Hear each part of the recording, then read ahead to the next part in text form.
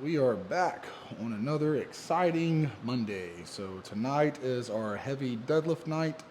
Well, tonight's my heavy deadlift night and light squats. So Richard's going to be doing squats first. I'm going to be doing deadlifts because he's going heavy on squats and I'm going heavy on deadlifts, so we don't kind of interfere with each other's rest times and all that good stuff. But when I say heavy, honestly take that with a huge grain of salt because nothing we're really doing is crazy heavy at all whatsoever. But I can say I much prefer this style of training. It's a lot more fun. I'm excited for my workouts. I'm excited to progress.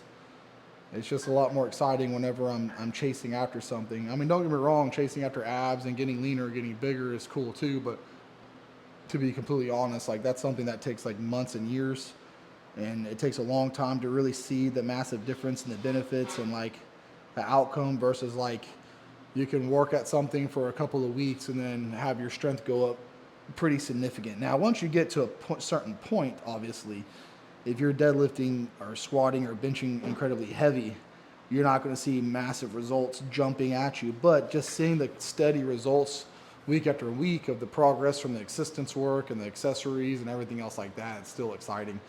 Plus, I just feel like there's more to gain from lifting heavy and training this way than training light.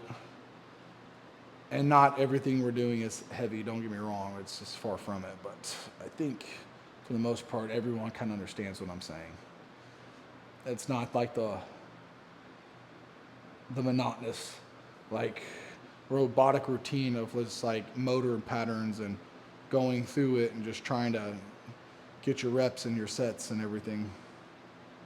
A lot more, for me, there's more passion in powerlifting. There's more heart, there's more drive, there's more excitement, there's more like enthusiasm, you know, like there's more room to get hyped up and just have the big adrenaline dumps and the rush of energy to push a heavy load or a heavy set. It's just a lot of fun.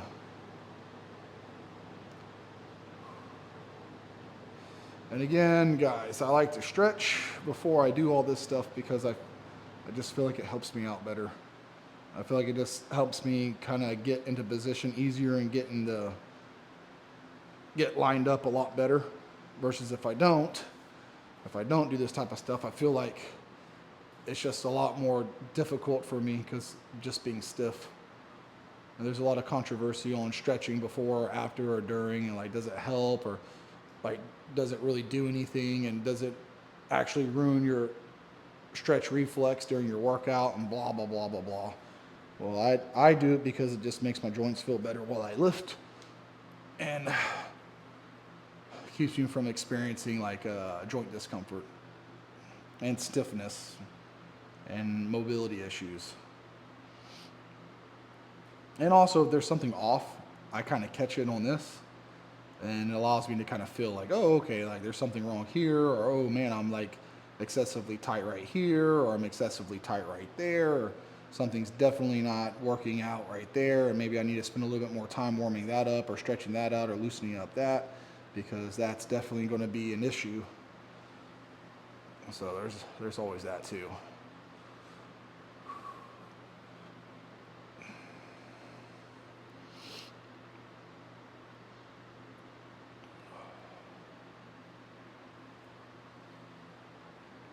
All right, let's go do our upper body warm up. I'm actually going to cut the camera off till we get to the workout. We got the warm up out of the way, so now at least like the mobility and stuff, like stretching and kind of just getting the joints moving, doing some leg extensions and some light upper body movements. I'm done with that. I'll start working on my deadlifts tonight. The program that I wrote out, as far as it goes for percentages, let me see, I'm going to be working up to 295 for 5 on the deadlifts. So getting pretty close to the 300s again. We'll see how easy this goes tonight versus last week, or last time I deadlifted heavy. We'll see if there's a significant difference in the way this feels and everything else. And I could turn the camera off and turn some music on and zone out and just be like, you know what, I'm not going to record this. I'm just going to get in my own head and just attack this, but I feel like recording it. I could go either way. But let's get this first one out the way.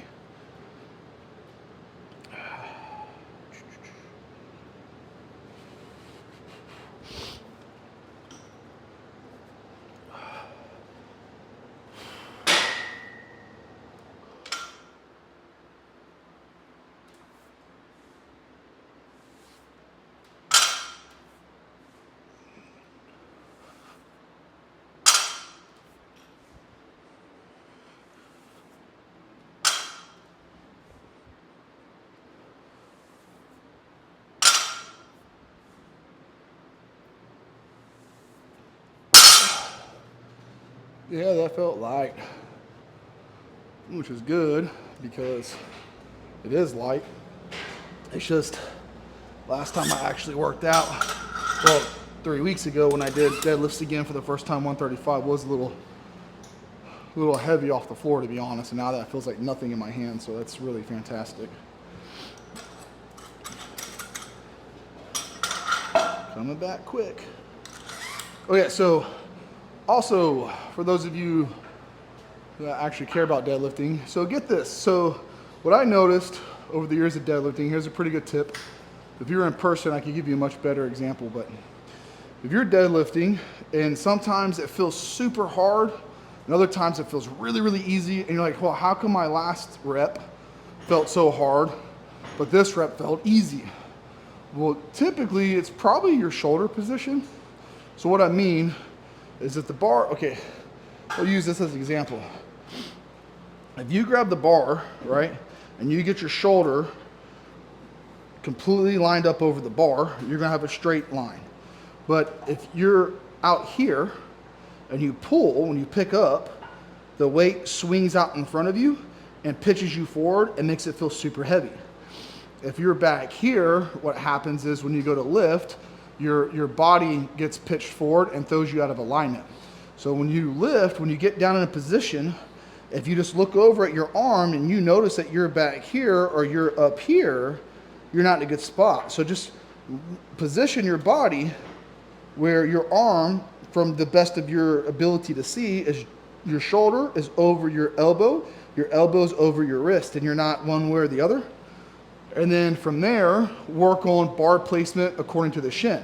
Like when I was fat, I could put the bars right against my shin and lean back into it. But as I got leaner, I had to have my shins away from it, and I bend down and bring my shins to the bar.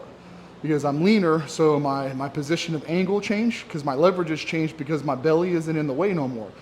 So before I had to sit back, now I don't have to sit back. So just wherever you put your feet, whether you put your shins against the bar or away from the bar, just kind of pay attention to where the alignment of your shoulder is. And that should help dramatically as far as it goes for like how it feels when you pull off the ground. Because like if I pull like this, it's going to be super heavy. If I lean too far back, it's also going to be heavy. But if I get that perfect position, it feels like nothing.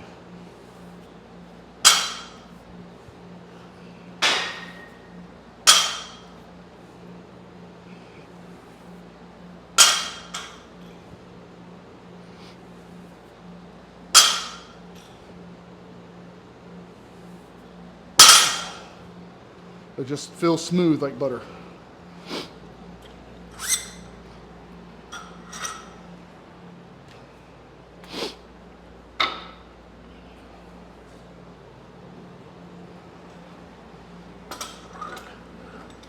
I'm gonna work up to probably 225 and start pulling singles.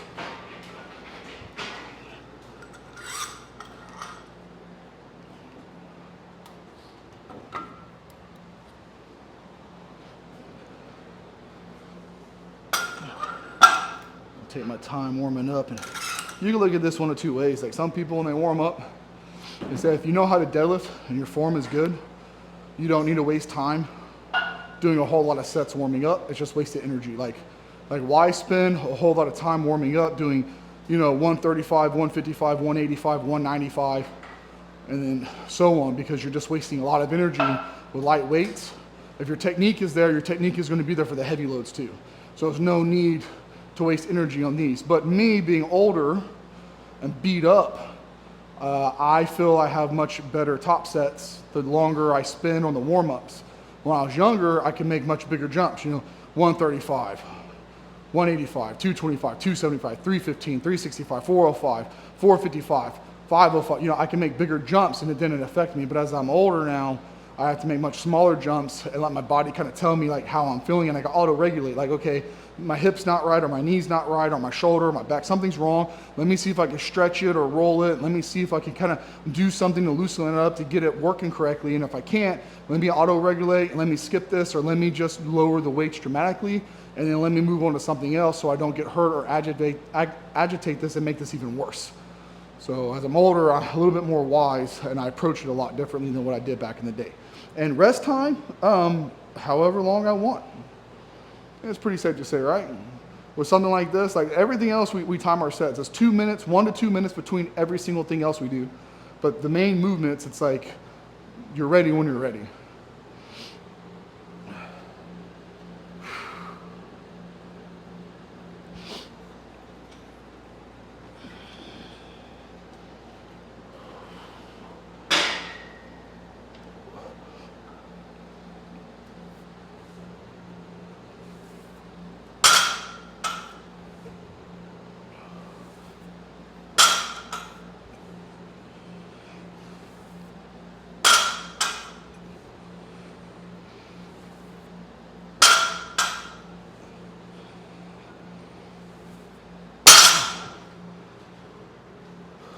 Yeah, make one more jump, and then I'm gonna start pulling singles.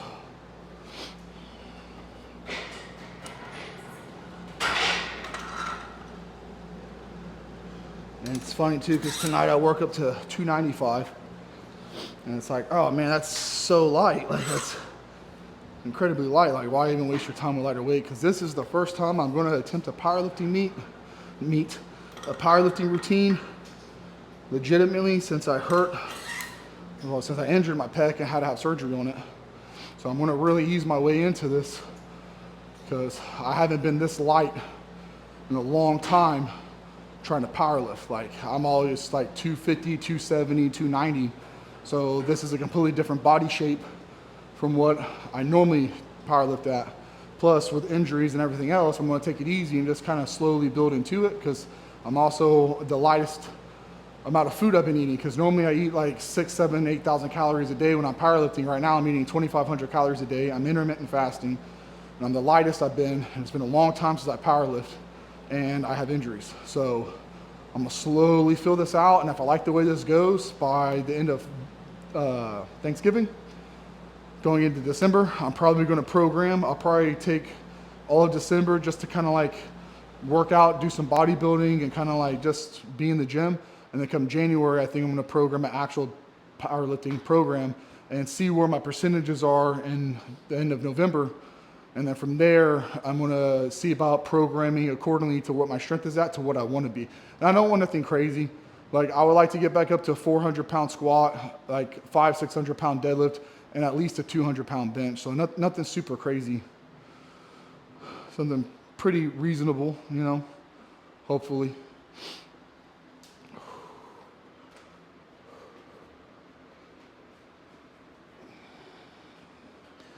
But I look forward to this all week long, so I don't rush this workout.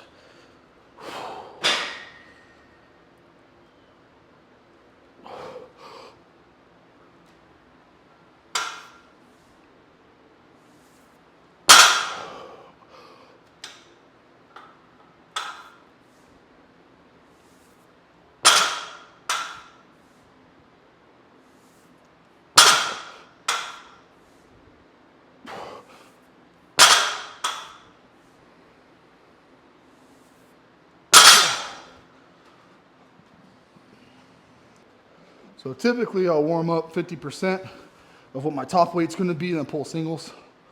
But because the weight's so light, I'll do more reps to a higher percentage than 50. And I don't always go to singles. Sometimes I'll go to triples or go to doubles. I'm gonna start squatting on this box. That one's a little too tall for me. I want to get a little bit deeper. I want to get my hips at least to the top of the crease of the hip, to the top of the knee as powerlifting regulations. And I think I might change the bar out. Like when I do as many reps as possible, I'll use like the safety squat. And then whenever I'm actually just squatting, I don't know if I'm going to go to a regular bar or if I'm going to go to like maybe the buffalo bar or something like that. So I'm just playing around with it, different bar, different positions, different feels, you know. So. This is the first day of done any actual dish weight, because last week was like 180 something, I mean 185. Yeah. So this is already more than what I did last week. So I'm just feeling it out, see how it goes.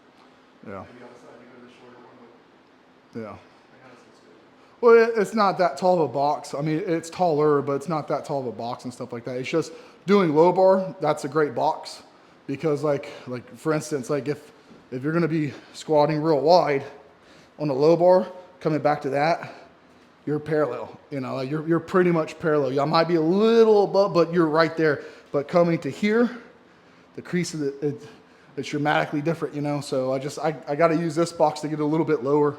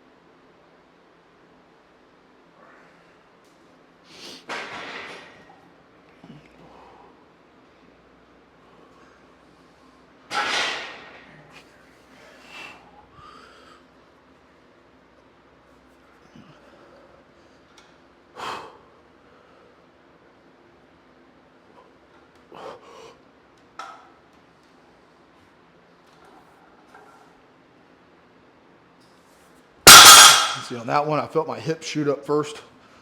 I gotta fix that. I felt my hip shoot up before anything else. I didn't pull back into it. I felt my hips fire. That's something I definitely need to work on. That's definitely gotten weak over the years of not doing this.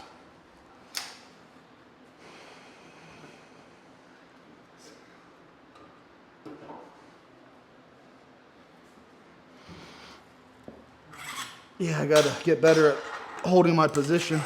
Because like I said, that's going to be a problem later down the road if my hips are shooting up, because I feel my hips fire first, and then I pull, and I need to pull, you know, I need to start pulling back before my hips go, because that's going to end up being, it's going to pitch me forward, it's going to throw me off position, and that's going to mess up my whole freaking deadlift like later down the road as I get heavier.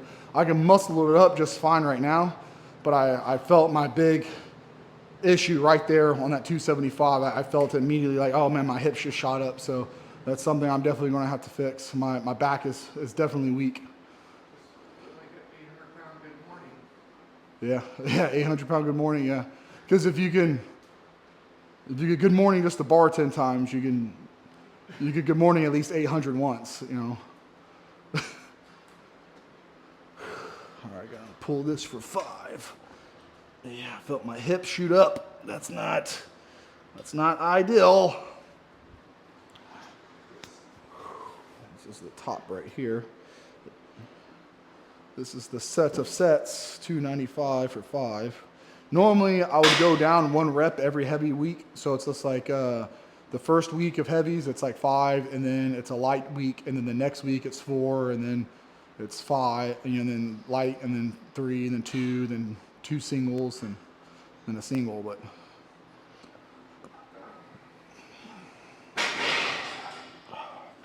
All right, let's get this 5 in here. But since we're going so light, I'm going to keep the reps up.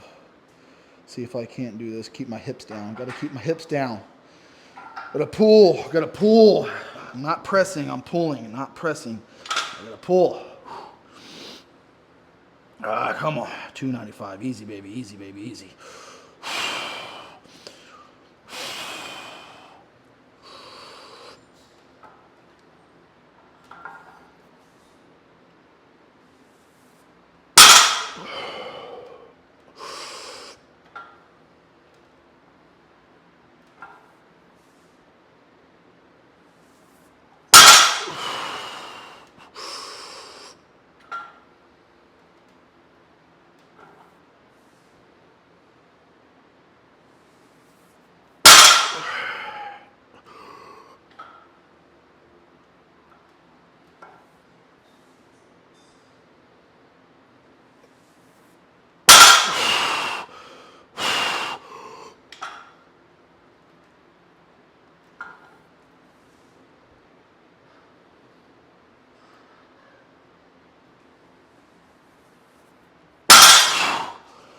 Whew, that felt good. Kept my hips down, so happy about that. Kept my hips down the whole time. They all move quick. Yeah. Whew, I can tell my endurance is not there. Whew, my GPP, my general fitness preparedness. I can't remember what the abbreviation is, but whew. Tell you what though, yeah, my cardiovascular endurance is definitely down compared to what it should be. Whew.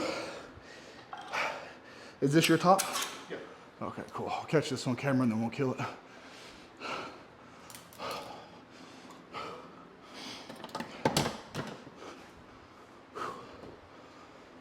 All right, man. 5 easy.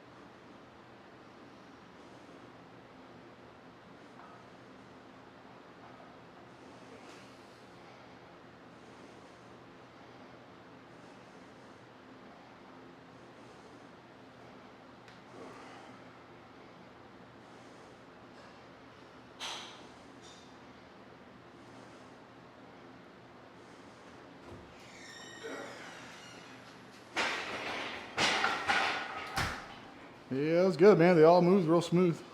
They all moved real smooth. That was a good set. All right, guys. I'm going to start my accessory work. I'm not going to record none of that just because, like I said, I need my phone to time my sets because it's 1 to 2 minutes between. And honestly, I just don't feel like recording 2 more hours, 2.5 hours of accessory work. We'll see y'all Wednesday for bench night.